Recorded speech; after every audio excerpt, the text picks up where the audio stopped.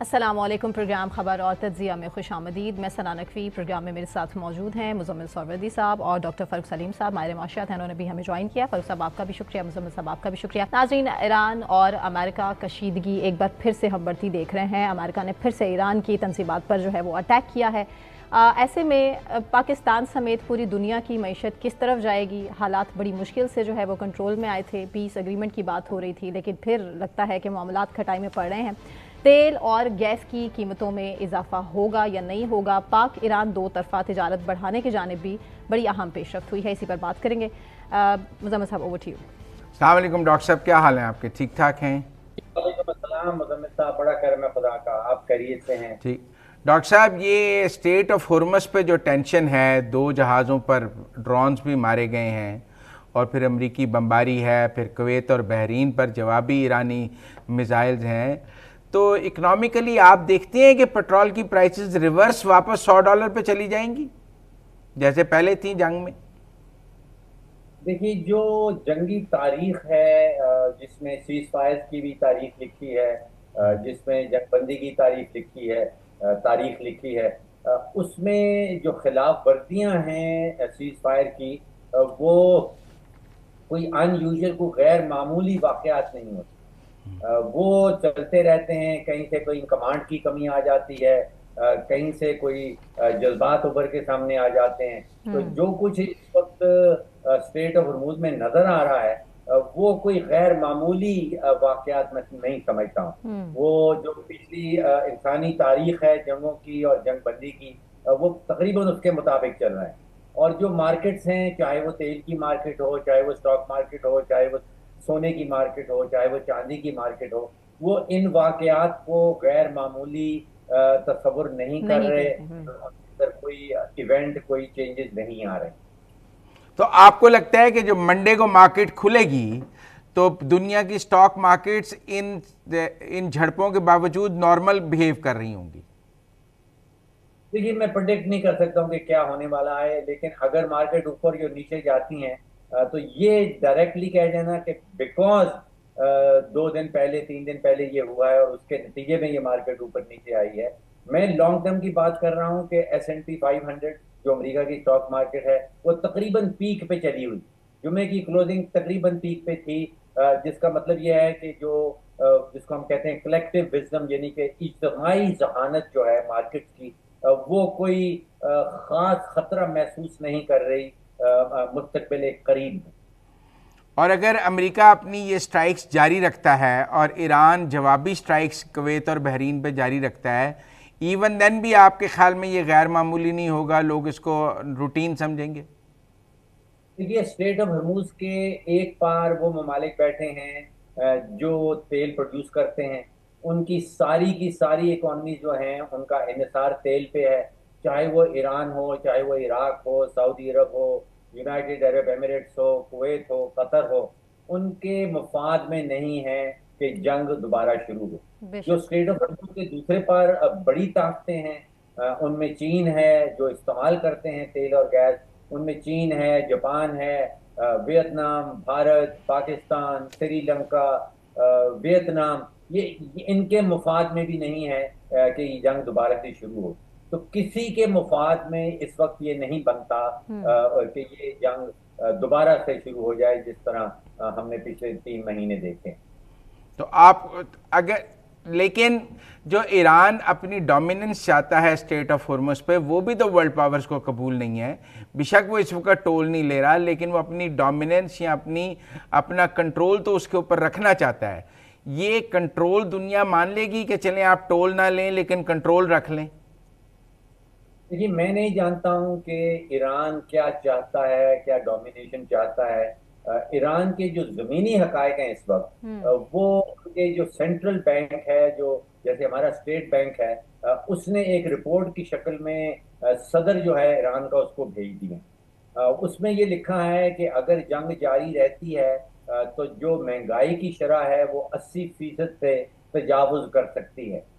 जो रियाल है उनका, वो फर्दर डिप्रिसिएशन में जा सकता है।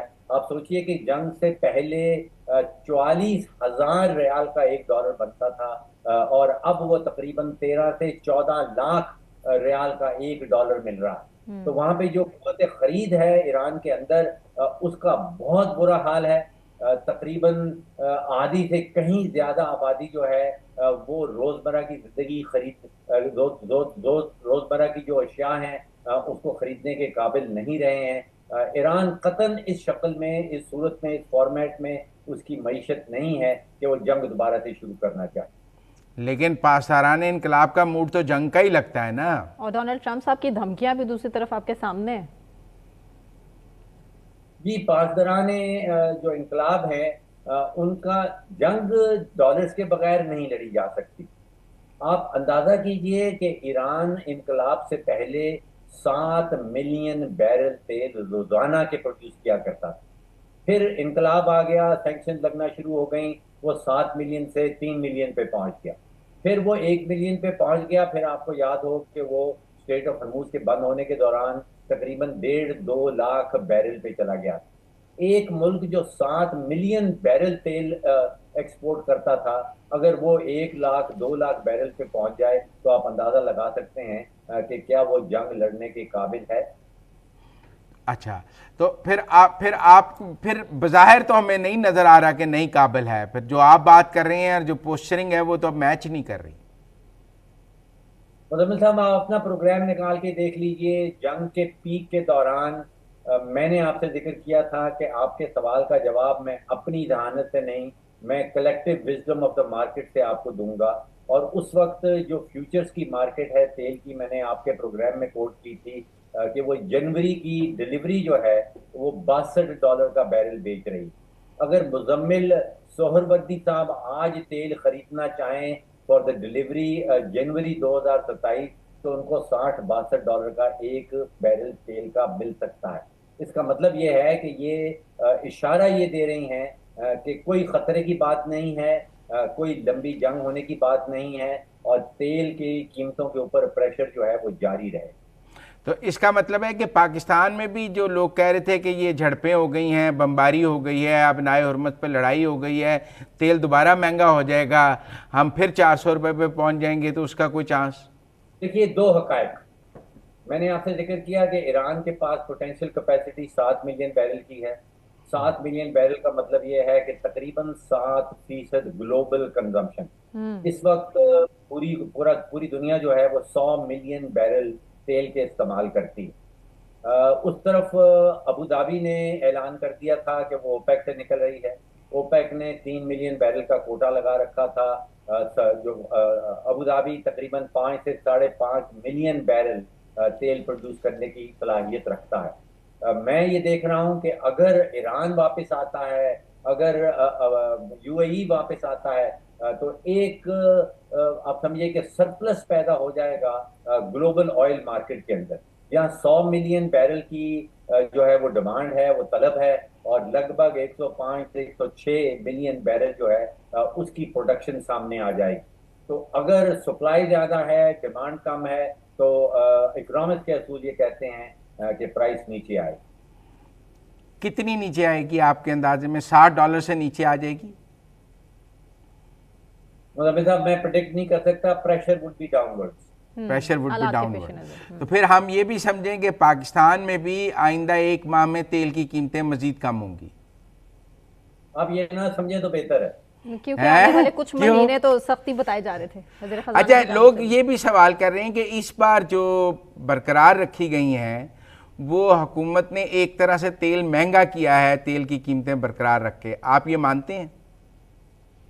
देखिए, मामलात को बहुत पेचीदा बना के पेश किया जाता है। मामलात बहुत सिंपल।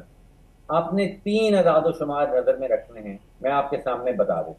देखिए, जंग से पहले आलमी मंडी में तकरीबन 73, 74, $75 का एक बैरल तेल बिक रहा था। जब आलमी मंडी में तकरीबन 74-75 का तेल था, तो पाकिस्तान में उसकी कीमत पेट्रोल की 257 रुपए फी लीटर थी। आज जंग के बाद तेल जो है वो वापस प्री वॉर में आ गया है, वापस 73, 74, $75 की रेंज में आ गया है। पाकिस्तान में इस वक्त जो हमें सिखाया गया था, जो हमें हुकूमत बताती थी कि जब कीमतें आलमी मंडी में ऊपर जाती हैं तो यहाँ भी ऊपर जाएंगी, जब नीचे आती हैं तो यहाँ भी नीचे आएंगी, इस वक्त पाकिस्तान में तेल की कीमत तकरीबन 257 रुपए 260 रुपए होनी चाहिए। आप देख रहे हैं कि कीमत जो है वो 299 300 रुपए के करीब। तो 40-45 रुपए इजाफी कमी आनी चाहिए थी, जो हुकूमत ने पास ऑन नहीं की। तो मामला कोई पेचीदा नहीं है। 40-45 रुपए फी लीटर का मतलब यह है कि आप समझ लें 10 बिलियन बैरल, 10 बिलियन लीटर की हमारी कंजम्पशन है सालाना। तो तकरीबन 400-450 अरब रुपया जो है वो सालाना की बुनियाद के ऊपर आपके और मेरे ऊपर बोझ इजाफी। और ये जो जो 400-450 अरब है, ये हुकूमत के खजाने में जाएगा। इसका मतलब है इस वक्त 40 रुपए मजीद सस्ता पेट्रोल हो सकता है अगर हुकूमत चाहे। मुजम्मिल साहब, आप मेरी इल्तिजा है, आप लोग बड़े जालिम लोग हैं हुकूमत के लिए। हुकूमत को थोड़ी सी गुंजाइश दे दें। ये 400-450 अरब अगर इजाफी जा रहा है हुकूमत के खजाने में, तो आप अंदाजा कीजिए कि इस साल हुकूमत ने कोई 500 अरब रुपए का नुकसान करना है बिजली के शोबे में। तो वो आखिर कहाँ से आएगा? आप मुझे ये बताइए कि MNA की तनख्वाह जो है वो 1,88,000 रुपए थी, आज वो 5,19,000 रुपए हो गई है। अब तकरीबन 300 और कोई 42 MNA हैं, 1100 MPA हैं। और सारे MPA और MNA में से जो सबसे समझदार हैं वो सिंध असेंबली के मेंबर हैं। उनकी सबसे ज्यादा तनख्वाह है, वो कोई 5,80,000 रुपए की सैलरी है। तो आखिर ये सारे जो अक्लमंद लोग हमने रखे हैं अपनी पार्लियामेंट में, उनको तनख्वाह जो है वो कहाँ से निकलनी है? फिर आप सोचिए कि जब बजट का जो सेशन हुआ था उसमें 1 करोड़ रुपए की तो चाय पिलाई गई है। अब वो MNA और MPA और सबने चाय भी पीनी है, और वो 1 करोड़ रुपए की चाय और पैटीज और समोसे भी खाने हैं। तो ये सब खर्चा जो है, ये सब अखराजात कहाँ से आएंगे? आप सोचिए कि पाकिस्तान स्टील मिल ने कभी स्टील तो बनाया ही नहीं कई सालों से, लेकिन वो 25-26 अरब रुपया जो है वो नुकसान जरूर बनाती है। तो वो कहाँ से निकालेंगे? वो मुजम्मिल साहब तो अपनी जेब से देने से रहे, तो वो तो आपके ऊपर पेट्रोलियम लेवी ही लगाना पड़ेगा। अच्छा, आप ज़रा GCC कंट्रीज़ की बात कर लें। ये जो आबनाए हुर्मुज़ पे ईरानियन कंट्रोल GCC की मईशत को भी इफ़ेक्ट करेगा, या उनका पॉलिटिकल नैरेटिव है कि नहीं होना चाहिए ईरान का कंट्रोल, या इसका इकोनॉमिक इम्पैक्ट भी उनके ऊपर है? देखिए, मैं समझता हूँ कि अभी जो इम्पोर्टेंस है जो स्टेट ऑफ हर्मुज की, वो ये है कि यहाँ से तकरीबन 20% जो तेल है पूरी दुनिया का, मैंने 100 मिलियन का जिक्र किया, तकरीबन 20 मिलियन स्टेट ऑफ हर्मुज से निकल के जाता है। फिर फर्टिलाइजर निकलता है, अमोनिया जाता है। अ, ये जंग के नतीजे में जो ताकतें और जो ऑयल प्रोड्यूसिंग कंट्रीज हैं जो स्टेट ऑफ हर्मुज को इस्तेमाल करती थी, उन्होंने बहुत सारा फोकस जो है वो मुतबादिल रास्तों पे कर दिया। सऊदी अरब के अंदर एक पेट्रोल की लाइन है, जो अपटेक है उनका एक जखीरा है तेल का, एक वहां से निकलती है और वो रेड सी पे जाती है। जो 4 या 5 दिन पहले मैंने चेक किया था, तो तकरीबन 5 मिलियन बैरल तेल जो है वो सऊदी अरब जो है उस पाइपलाइन से गुजार रहा है। एक और पाइपलाइन है जो फुजेरा से निकलती है, वो अबू धाबी का तेल लेके और बाईपास करती है स्ट्रेट ऑफ हर्मुज को। वो तकरीबन 1.5 से 2 मिलियन बैरल तेल रोजाना का वो बाईपास हो रहा है। तो इस वक्त जो ताकतें हैं गल्फ मुल्क के, गल्फ ममालिक के अंदर, वो फोकस कर रही हैं कि मुतबादिल रास्ते बनाने हैं। और आप देखिएगा कि एज टाइम पासिस ऑन जो स्ट्रेट ऑफ हर्मुज की इम्पोर्टेंस है वो कम होती चली जाएगी। कितनी कम हो जाएगी? 20% से 10% पे आ जाएगी, जीरो पे तो नहीं आ सकती? ये ईरान के अपने मफाद में भी मैं समझता हूँ कि ये नहीं होगा कि स्ट्रेट ऑफ हर्मुज की जो इम्पोर्टेंस है वो कम हो जाए। देखिए, ये जो पत्ता था ईरान के हाथ में, ये तकरीबन 45 साल से खेला जा रहा। ईरान सब दुनिया को डराता था कि ये पत्ता फेंक देगा, फिर स्ट्रेट ऑफ हर्मुज को बंद कर देगा, और उस डर के जोर पे ये 45 साल की सियासत चलती रही। और अब आके वो पत्ता खेल दिया गया है। अब वो पत्ता फेंक दिया है ईरान ने, अब वो पत्ता ईरान के हाथ में नहीं रहा। तो अब उसके जो मुतबादिल हैं, जो हरीफ हैं, जिनको नुकसान पहुंचा है, वो उस पत्ते का जवाब दे रहे हैं। तो मेरा कहना यह है कि उस पत्ते का जवाब सामने आएगा। जो जवाब देने वाले हैं वो बहुत मालदार भी हैं। उनके पास वो 3 या 4 जो गल्फ के ममालिक हैं उनके पास लगभग $6 ट्रिलियन के सॉवरन वेल्थ फंड्स हैं, उनके पास वसाइल भी हैं, उनके पास नीयत भी है। वक्त बताएगा कि स्ट्रेट ऑफ हॉर्मूज की जो इम्पोर्टेंस है वो कितनी कम होगी। ठीक है फारूक साहब, आप हमारे साथ लाइन पर ही रहिए, ब्रेक लेते हैं, ब्रेक से वापस आके कंटिन्यू करेंगे।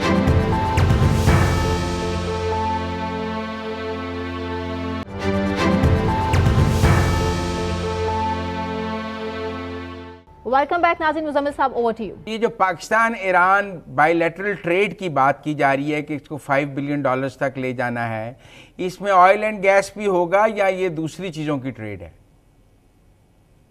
मुज़म्मिल साहब, ये 900 किलोमीटर का बॉर्डर है और हकीकत यह है कि बॉर्डर के उस पार लगभग 208 बिलियन बैरल तेल का। इसको आप सिर्फ एक गैस की पाइपलाइन से ना देखें, ये पाक ईरान पावर ग्रिड बन सकती है, ये पाक ईरान बॉर्डर के ऊपर इंडस्ट्रियल पार्क बन सकते हैं, ये पाक ईरान ब्लू अमोनिया हब बन सकता है, ये पाक ईरान चाबहार ग्वादर का एक ट्विन पोर्ट बन सकता है।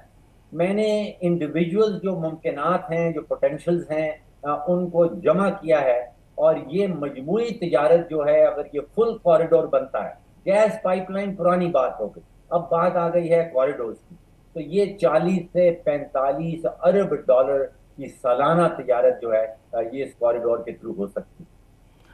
कोई आपको इस तरफ पेशरफ्त नजर आती है या अभी ख्यालात में बात है?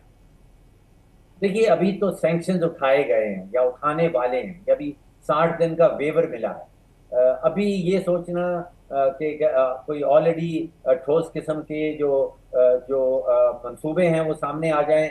आप सोचिए कि इतना बड़े ज़खायर जो हैं, इनके ऊपर बड़ी बड़ी अमेरिकन कंपनी जो हैं, चाहे वो एक्सन मोबिल हो, चाहे वो कॉनोको फिलिप्स हो, चाहे वो श्लम्बरजे हो, हेलिबर्टन हो, चीन की बड़ी कंपनियां पेट्रो चाइना हो, चाइना पेट्रोलियम हो, इन सब की नजर बंधी हुई है, लगी हुई है इतने बड़े ज़खायर को जेर जमीन से ऊपर लाने।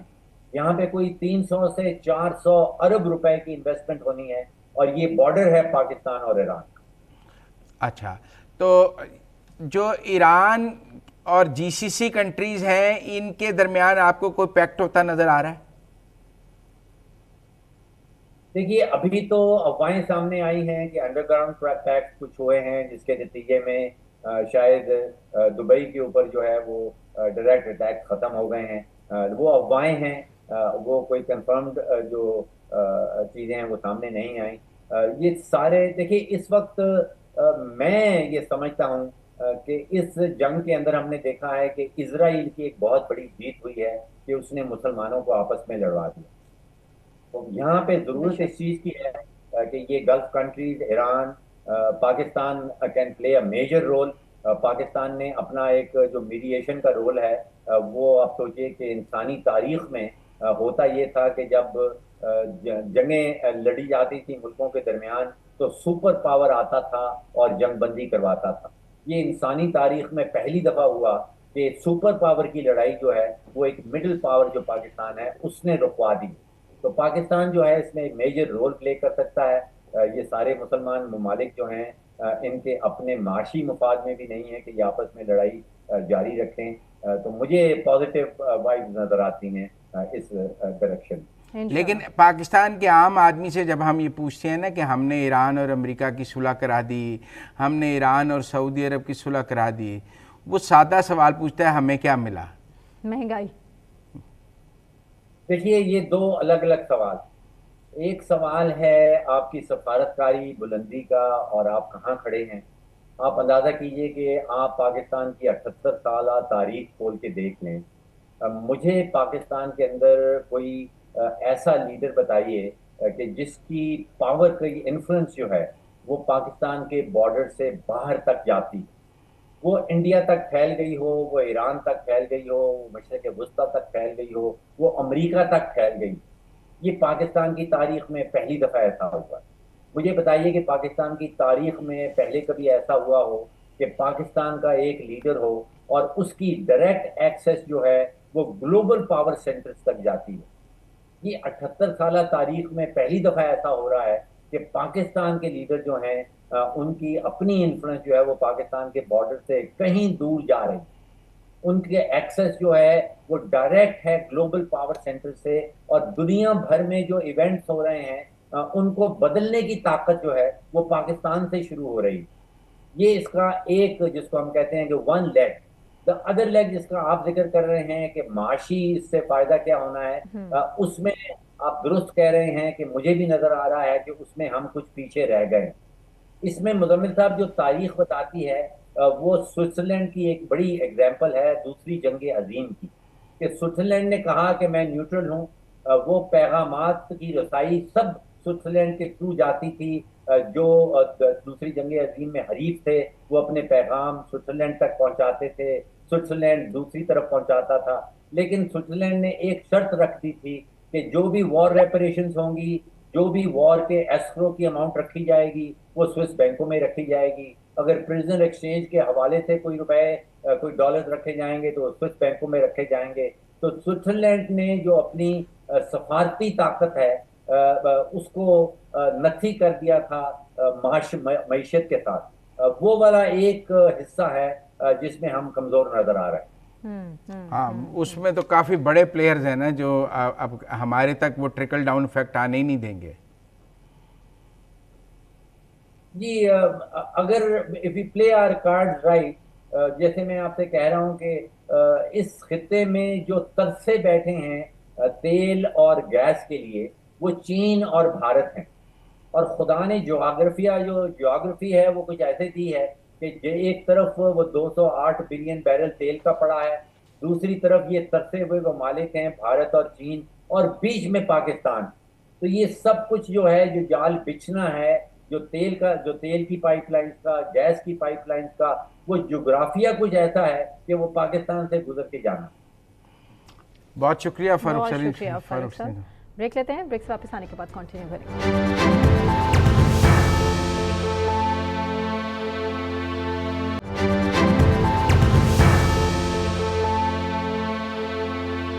वेलकम बैक नाज़रीन, हफ्ते की रात को कराची में रेंजर्स सिंध के कैंप पर जो हमला हुआ है, जमातुल अहरार ने यह हमला किया है और इस नतीजे में 3 सिक्योरिटी एहलकार शहीद हुए, जबकि जवाबी कार्रवाई भी की गई और इस जवाबी कार्रवाई में 3 हमलावरों को जहन्नुम वासिल किया गया है। और ISPR के मुताबिक हमलावरों ने कैंप के मरकजी गेट पर धमाके के बाद हिफाजती हिसार तोड़ने की कोशिश की थी, जबकि उनके मजमूम अजाइम को वहीं पे खाक में मिला दिया गया। इसी पर बात करेंगे। मुजम्मिल साहब तो स्टूडियोज में हमारे साथ मौजूद हैं, सीनियर एनालिस्ट हैं मजहर अब्बास साहब, उन्होंने भी हमें ज्वाइन किया है। मजहर साहब, बहुत शुक्रिया आपके वक्त के लिए। मजहर साहब, सूरत हाल आपके सामने है, हमारे सामने है। इस टाइम जो भारत है पाकिस्तान के किस कोने में घुस के किस तरह से फितना, इंतशार, फसाद फैलाने की कोशिश कर रहा है? आपको नहीं लगता कि अब वक्त आ चुका है कि संजीदगी से जवाब दिया जाए? लेकिन मजहर साहब, कराची तो बहुत अरसे से सेफ था जी, और हम देख रहे थे कि कराची में कोई दहशतगर्दी का वाकया नहीं नजर आ रहा था।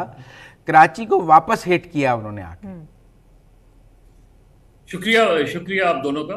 मुजम्मिल, देखें, जब कोई इलाका, और ये हमें समझना चाहिए ओवरऑल कॉन्टेक्स्ट में, कि टेररिज्म की जो डायनामिक्स होती है ना, वो बड़ी बड़ी बहुत ही चौंका देने वाली होती हैं।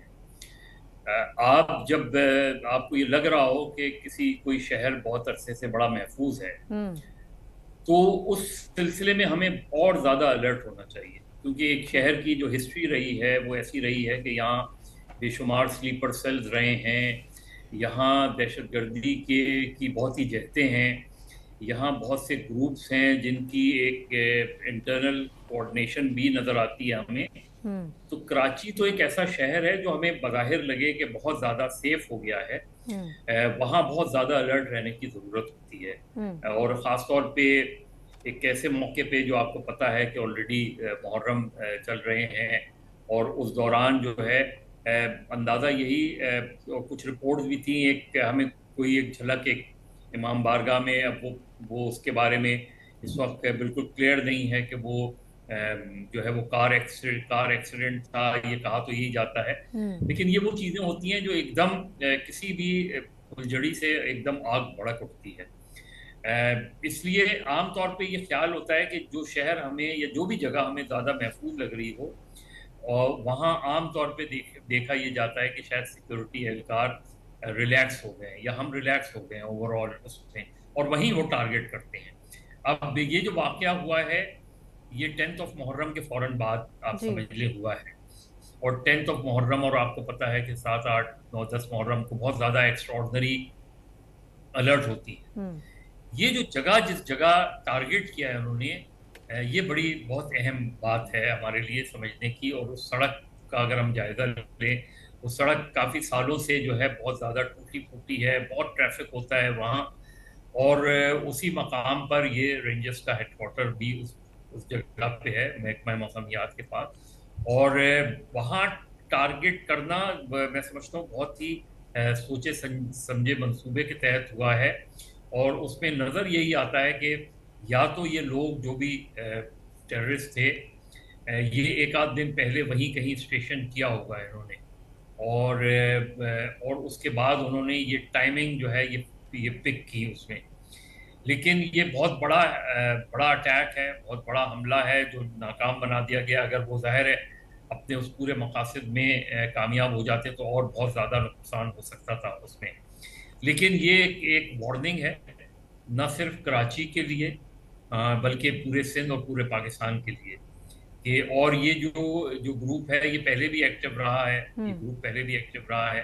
तो आमतौर पे हमारी अटेंशन किसी एक और दूसरे ग्रुप की तरफ होती है, और कोई तीसरा ग्रुप जो है ये कार्रवाई कर डालता है उसमें। तो इससे अंदाज़ा होना चाहिए कि बहुत से हमारे टेरर ग्रुप्स जो हैं, वो कि हो सकता है कि उनके ख्यालात मुख्तलिफ हों, नज़रियात मुख्तलिफ हों, लेकिन बाद अक़ात हमने देखा है, माजी में भी देखा है कि बहुत से ऐसे टेरर ग्रुप्स जो हैं वो मिलकर भी कार्रवाई करते हैं।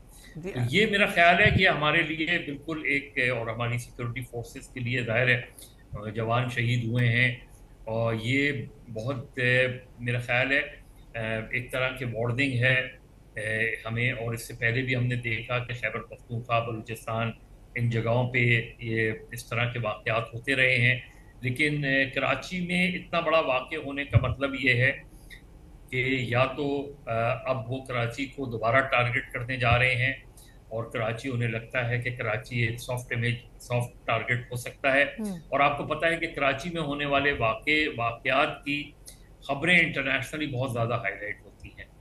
तो मेरा ख्याल है कि ये हमारे लिए एक वेकअप अच्छा, कॉल भी नहीं, है। हमने इससे पहले देखा कराची में मतलब वो चाइनीज़ वाला वो वाक़या भी हुआ, लेकिन उसमें आपको पता है कि बलोच जो थे वो दहशतगर्द ग्रुप जो हैं वो मुलव्वस थे, और वो बलोच साइड से था।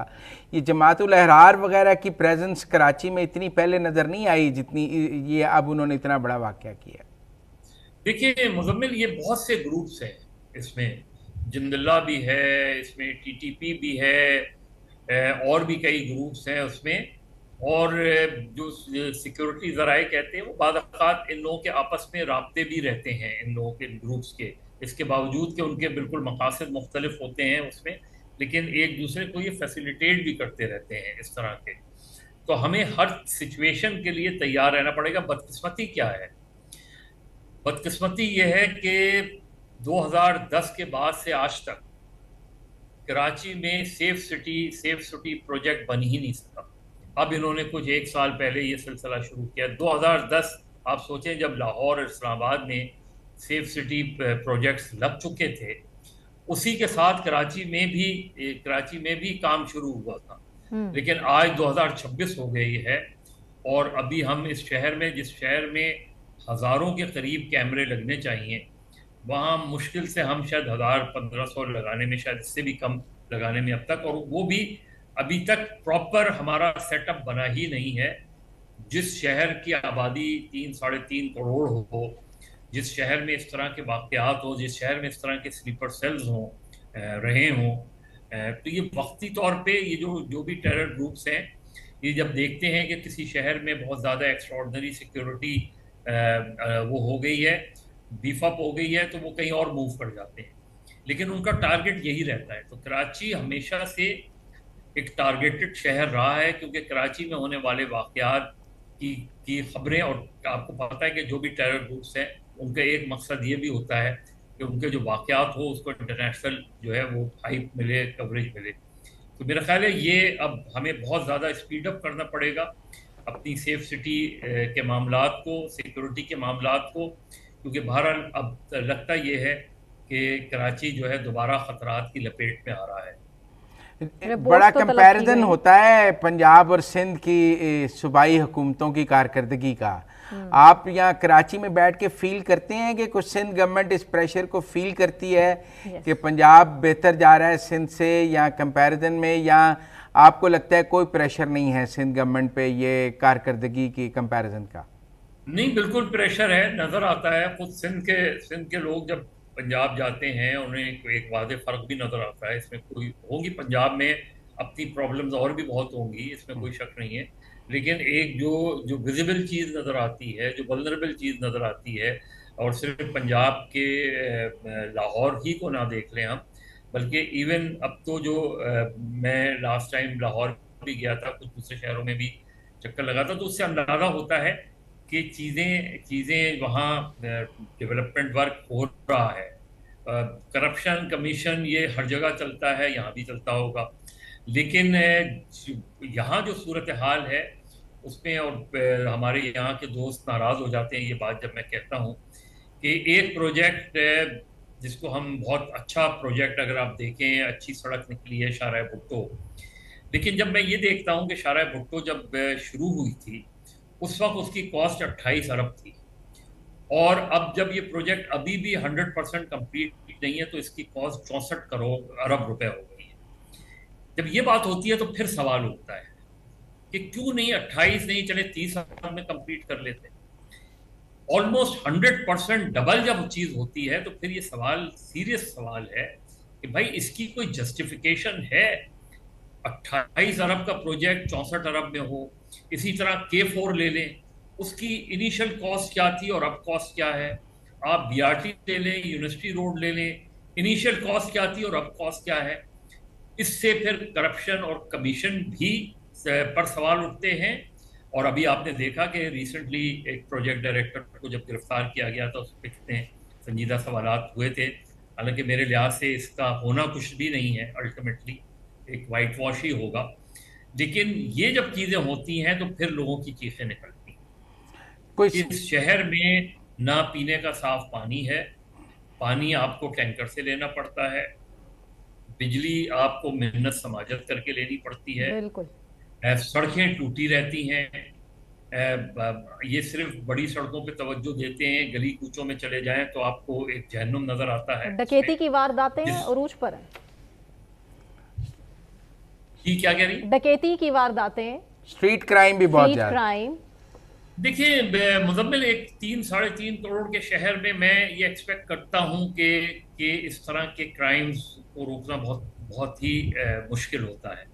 प्रॉब्लम कहाँ है हमारी? अब आप सोचें, मैं पिछले हफ्ते वैसे ही किसी काम से कराची सेंट्रल जेल गया और वहाँ का मैंने कुछ डेटा कलेक्ट किया। तो आप तसव्वुर करें कि उस जेल की कैपेसिटी है 2400 और उधर जो प्रिजनर्स हैं वो 8,500 हैं, जिनमें से 7,000 से ज्यादा लोग जो हैं वो अंडर ट्रायल प्रिजनर्स हैं।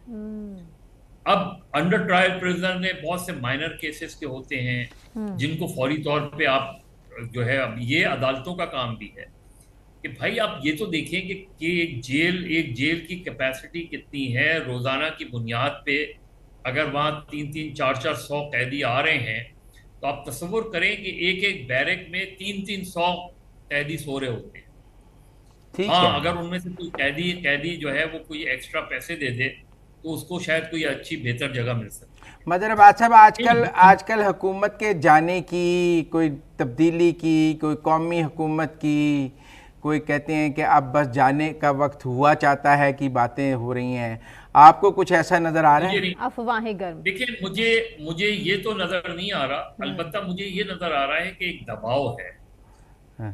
और दबाव किस चीज का मुझे नजर आता है? दबाव ये है, और मैंने खुद मुस्लिम लीग के लोगों से भी बात की, अगर आप देखें कि पंजाब हुकूमत तो एक्टिव नजर आती है, मुझे मुस्लिम लीग एक्टिव नजर नहीं आती। अगर आप देखें, और मैंने ये मालूम किया तो उन्होंने कहा कि ये, अब वो सही है कह रहे हैं गलत कह रहे हैं मैंने, लेकिन ये पंजाब के बहुत ही मुस्लिम लीग के बहुत ही मोतबर लीडर की मैं बात कर रहा हूँ। उनका परसेप्शन ये है कि, और बकौल उनके, कि मरियम नवाज साहिबा का परसेप्शन ये है कि हम पहले डेवलपमेंट वर्क कर लें, उसके बाद जाके हम लोगों में पार्टी के तौर पे लाके लोगों को कुछ दें, तो ताकि लोग हमें फिर उनके बकौल लोग हमें वोट दें। लेकिन मैं कह रहा हूँ मैं समझता हूँ कि ये परसेप्शन गलत है। मुस्लिम लीग को आप कोई पार्टी जो है, अगर पार्टी एक्टिव नहीं है और at the end of the day जाके पार्टी एक्टिव होती है, तो शायद आप पीछे रह जाएंगे। जो मुझे दबाव फील कर रहे हैं, मुझे लगता ये है कि वैसे तो एक आइडियल सिचुएशन हमें नजर आती है मुक़तदरा और हुकूमत के दरमियान, वजीर आज़म और इस्टेब्लिशमेंट के दरमियान, लेकिन कहीं ना कहीं ये सवाल ज़रूर है कि इस तमाम इक़दामात के बावजूद अभी भी बहुत से लोग ये कन्विंस नहीं हैं कि अगर हम बल्दियाती इलेक्शन में जाएंगे और बिल्कुल फ्री एंड फेयर इलेक्शन होंगे तो उसके नताइज जो है वो हुक्मरान जमात के हक में आ सकते हैं। ये मुझे लगता है कि ये दबाव बढ़ रहा है कि भाई इस सारे इक़दाम के बावजूद अगर आपका वोट बैंक वापस नहीं आ रहा तो इसकी वजूहत आपने तलाश करनी है, हमने नहीं तलाश करनी इसमें। तो बज़ाहिर तो मुझे नहीं लगता कि गवर्नमेंट के जाने वाने की कोई है, लेकिन एक प्रेशर ज़रूर मुझे लग रहा है। और अगर आप प्राइम मिनिस्टर की स्पीच देखें और उसमें ये बात देखें कि अगर 2018 का इलेक्शन दुरुस्त था तो 2024 का इलेक्शन भी दुरुस्त है, ये मुझे वो साइन ऑफ नर्वसनेस नज़र आती है कि जहाँ कहीं ना कहीं ये प्रेशर है कि भाई क्यों आपको वो डिज़ायर रिजल्ट नहीं मिल रहे, जिसकी वजह से आपकी हुकूमत इतने अरसे से चल रही है, कोई अपोजिशन का प्रेशर भी नहीं है, कुछ सड़कों पे धरने और तहरीकें भी नहीं हैं, तो उसके बावजूद भी लोग आपकी जानिब राग़िब नहीं हो रहे। अब उसका तो एक जो क्राइटेरियन है वो इलेक्शन ही होता है, बलदियाती इलेक्शन हो उसमें। दूसरा होता है आप जलसे जुलूस करें तो आपको कितनी तादाद में लोग सुनने आए, यही सारे चीज़ें बैरोमीटर्स होते हैं। तो वो चैलेंज जो है वो मेरा ख्याल है मुस्लिम लीग पर अब थोड़ा सा बढ़ रहा है। नहीं, मेरे ख्याल में कुछ बिलावल की तकारीर भी तो माहौल को गर्म करती हैं ना, जिस तरह वो मुस्लिम लीग नून को आड़े हाथों लेते हैं और जवाब में मुस्लिम लीग नून डिफेंसिव रहती है, कॉम्प्रोमाइज रहती है, उससे भी तो मुस्लिम लीग नून डैमेज हो रही। देखिए मुजम्मिल, कुछ तारीखी तौर पे अगर मैं देखूं, और मैं इस चीज़ को मैं सुन रहा था बहुत से हमारे बड़े तज्जियाकार और उनके मसले सुन रहा था, हमारे यहाँ कुछ इशारे होते हैं हुकूमतों के जाने के, हमारे यहाँ कुछ इशारे होते हैं वजीर आज़म की तब्दीली के, तो वो कोई बड़े वाज़े इशारे मुझे अभी तक नज़र नहीं आए कि जिससे लगे कि कहीं मुक़तदरा और गवर्नमेंट के दरमियान टेंशन हो, या अचानक मुझे लगे कि अपोजिशन का इत्तेहाद जो है उसने धरने की कॉल दे दी हो, लॉन्ग मार्च की कॉल दे दी हो, अगेन अचानक मुझे लगे कि अपोजिशन में कोई जान पड़ गई हो।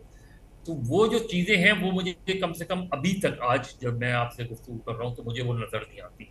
लेकिन जो चीज़ मुझे नज़र आती है बड़ी वाज़े तौर पे, वो ये है कि मुस्लिम लीग नून ख़ास तौर पे पंजाब में तमाम तर हुकूमत की कारकर्दगी और मरीम नवाज़ की मेहनत के बावजूद मुस्लिम लीग नून का जो वोटर है या पंजाब में जो वोटर है, वो अभी भी मुझे लगता नहीं कि वो बहुत बड़ी तादाद में जो है मुस्लिम लीग नून की तरफ वाकिफ दोबारा राग़िब हुआ है। इसका टेस्ट तो बल्दियाती इलेक्शन ही हो सकते हैं। लेकिन सारे ज़िमनी इंतखाबात तो नून लीग ने जीते हैं, 100% ज़िमनी इंतखाबात जीते हैं। मैं आपको फिर बात करूँ, देखिए ज़िमनी इलेक्शन नॉर्मली, हालांकि 2021 में बिल्कुल इससे उलट हुआ था, इसी वजह से मुझे हमेशा 2022 की वोट ऑफ नो कॉन्फिडेंस की समझ नहीं आती, क्योंकि 2021 में इमरान खान की हुकूमत हर दूसरा ज़िमनी इलेक्शन हार रही थी। लेकिन रिवायती तौर पे अगर हम देखें तो रिवायती तौर पे हुक्मरान जमात ज़िमनी इलेक्शन जीतती रहती है। उसमें मैं फिर कहूँगा कि ज़िमनी इलेक्शन अगेन बैरोमीटर नहीं होते, बल्दियाती इलेक्शन का कैनवस बहुत बड़ा होता है, बल्दियाती इलेक्शन ग्रास रूट लेवल के इलेक्शन होते हैं। इसलिए बल्दियाती और मुस्लिम लीग नून तो पैदावार ही बल्दियाती निज़ाम की है। अगर आप देखें कि मुस्लिम लीग नून के ये सारे रहनुमा जो हैं, ये 85 की लोकल, ज़्यादातर 85 की लोकल बॉडीज इलेक्शन की पैदावार है उसमें। और मुस्लिम लीग का रवायती तौर पे इवन 2016 में जब नवाज शरीफ साहब की डिस्क्वालिफिकेशन, उसके बावजूद भी मुस्लिम लीग ने बल्दियाती इलेक्शन जीते थे। तो आज मुस्लिम लीग नून को ये क्यों ज़रूरत पड़ रही है कि पंजाब के बल्दियाती निज़ाम में आप कौंसलर की सतह पे गैर जमाती इंतखाबात कराने जा रहे हैं और फिर 1 महीने के अंदर अंदर जो आज़ाद कौंसलर हैं वो अपनी पार्टी चुन सकते हैं। अब इससे आपको क्या तासुर मिलता है? मां सिवाय इसके कि अभी भी मुस्लिम लीग नून पूरी तरीके से पुरएतमाद नहीं है कि उन्हें वो डिजायर रिजल्ट मिलेगी। ये मेरी सिर्फ वो है एनालिसिस। कि यहाँ मुझे लगता है कि पार्टी एक दबाव में नजर आती है मुझे, वरना मुझे विफाक की सतह पे कोई बहुत ऐसे इशारे नहीं मिल रहे जिसकी बिना पे मैं ये कह सकूं कि हुकूमत की तब्दीली का वक्त आ गया है। बहुत शुक्रिया मदर साहब, बहुत शुक्रिया। मुजम्मिल साहब आपका भी बहुत शुक्रिया। इसी के साथ नाज़रीन मुझे सना नकवी को इजाज़त, अपना ख्याल रखें। अल्लाह हाफ़िज़।